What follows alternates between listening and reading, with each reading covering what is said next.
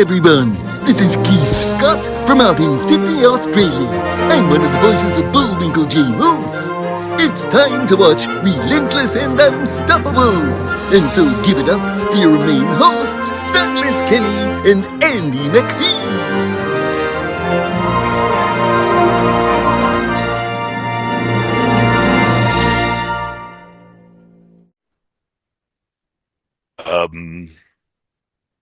We had the opportunity, and we still do. We try to make sure we get all our holidays together whenever we can. Christmas and such. The birth of his children, that was a really big thing for all of us. Um, the they're the only grandchildren in our family at the moment, so um, the fact that it was twins just meant we got double the fun. Um, I'm a lot more engaged with my parents who also live here in the community, and we do business together. Um, my younger brother is helping me with writing a book right now, which has been really, really great. And yeah, I would say a lot of it is one, I remember everything I do now. I don't wake up the next morning wondering if I did anything foolish or stupid, or didn't upset anybody. And I get to be a service to people more than being a hindrance. So I'm always grateful for that. Yeah, leaving a good impact in your community is always, the best, leaving it the best that you can, and seeking to give inspiration to others, and also, letting them have their own free will, but giving them a cautionary tale, that's important, for sure. Absolutely. Well said.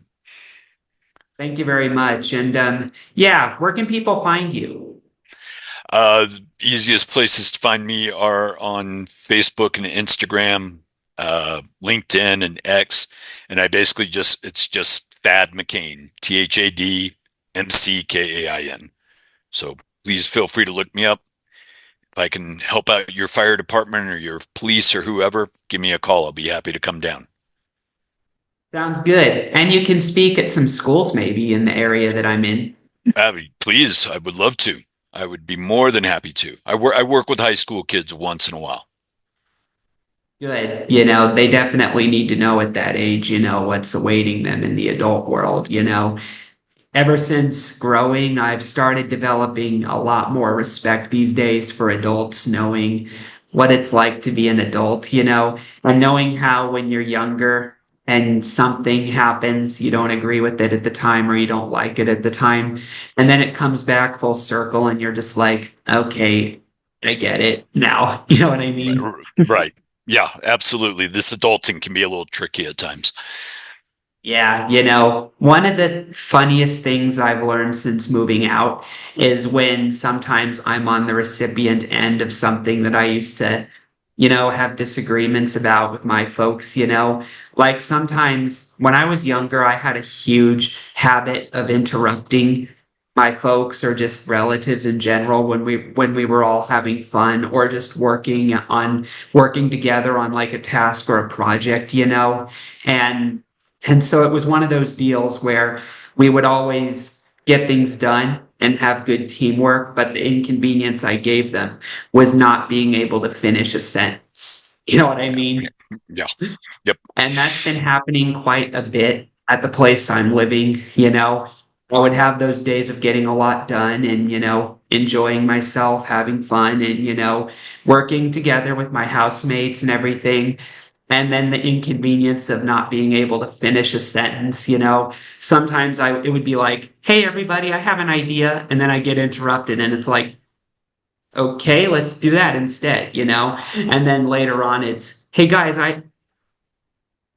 you know what I mean? Yeah. And then it just goes on and on.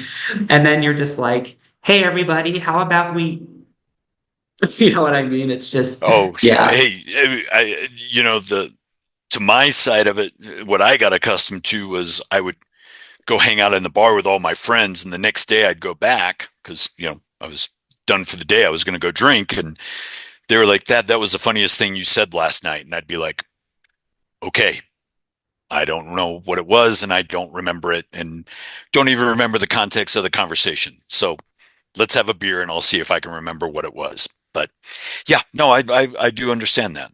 So Yeah. All right. So this is my last question, which is how can your journey impact the world? wow, that's a good one, Doug. I would say I don't, I don't. Everybody's got their own journey. Everybody's got their own path. And everybody's got to overcome their battles and their obstacles and the things that they come across in this world. And I think if I'm going to help anybody, it is just being a reminder that if somebody like me that was using and drinking as much as I was can find a way to get sober and get clean, then I truly believe anybody can. You know, I uh I hope folks I can occasionally inspire people in some form or fashion. Um, but at the end of the day, I would just like to think that I can be even just a small role model in some form or fashion, or a small example that they can say, hey, if that dummy can get sober, I can too. So, it's not looking for grandiose or anything like that. That's on me to take care of myself. I just hope I can be a good example for folks. Good to hear. Good to hear. All right, so that's all I have for now, but I thank you for coming on to RNU. No, thank you so much, Doug, and congratulations again on 5 years. Well done. Thank you. Congratulations to you on such a really long period of sobriety as well, you know. How many years is Thank it you. again? It's about 16. So 16. Yeah. Congrats on that, you know, and thank, hopefully it'll be 40 more and forevermore. there you go. I'd be happy to see 40 years. That'd be pretty cool. Yeah. All righty. So everybody, I'd like to thank Tad for appearing on RNU and check him out on his Facebook and on his fire departments that he's worked for. And we'll see you next time on RNU. Gee, that's all we have for Relentless and Unstoppable. So tune into the next episode to hear more amazing stories from amazing guests. This is Keith Scott from Sydney, Australia saying so long, and I'm smarter than the average bear. Gee.